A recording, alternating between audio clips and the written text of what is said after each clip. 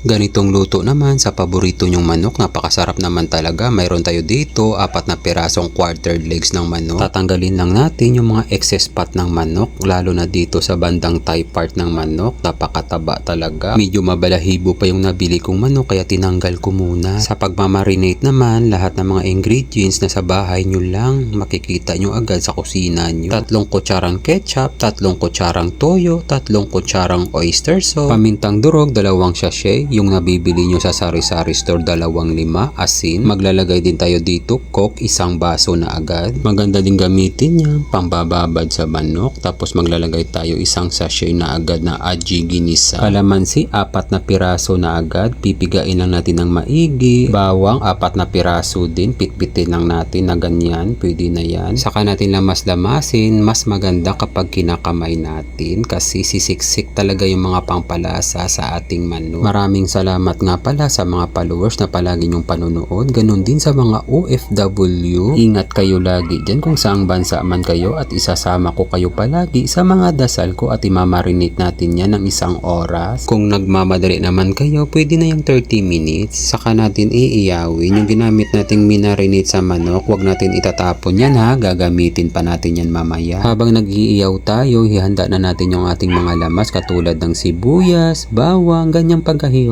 Pwede na yan. Ang gagawin natin pagka-ihaw, half cook lang. Ang gusto lang natin dito, makuha natin yung smoky flavor na gusto natin ma-achieve. English yun ha, kayo na bala umintindi. Nagisa lang ako ng sibuyas, bawang sa mainit, nakawali na may mantika. Maglalagay din tayo ng paminta, laurel. Gigisahin lang natin yung mga lamas natin para gumising yung mga aroma nila. Saka natin ilalagay yung minarinate natin sa manok. Tatanggalin lang natin yung kalamansi kasi kapag sinali natin yan, magiging mapait yung ating pinaka-sauce. Pakukuluan lang natin to ng saglit, tapos magdadagdag tayo ng ketchup, mga 3 kutsara ulit para makuha natin yung tamang asim ng ating sauce. Tapos maglalagay din tayo 1 basong coke ulit. Saka natin hahaluin para matunaw yung ketchup at pakukuluan natin ng saglit, saka natin titikman kung ano pa ang kulang. Sa mga pangpalasa, adjust nyo na lang kapag kayo na ang magluto ha. Nakulangan pa ako dito kaya nagdagdag pa ako ng 1 kutsarang toyo, tapos naglagay ako ulit 1 basong coke pa. Saka natin ilalagay yung na barbecue nating manok. Yung gusto kasi nating lasang ma-achieve dito, yung manamis-namis siya na may kick na maasim-asim at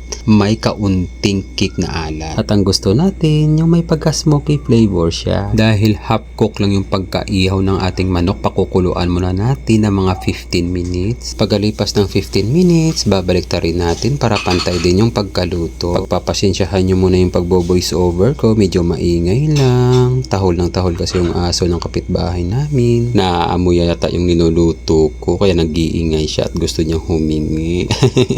At may nag-uugas din ng plato kaya medyo maingay lang yung pagbo-voice over ko. Pagkalipas ng 30 minutes, luto na, plating na tayo. Natatakam na ba kayo? Napakasarap talaga nito. Yung sauce pa lang, panalo na. Pwede mo na din iulam sa kanin yung sauce lang. At sa finale, maglalagay lang tayo ng spring onion. Napaka-aesthetic naman talaga ho. Napakasarap. Siguradong magugustuhan to ng mga family nyo.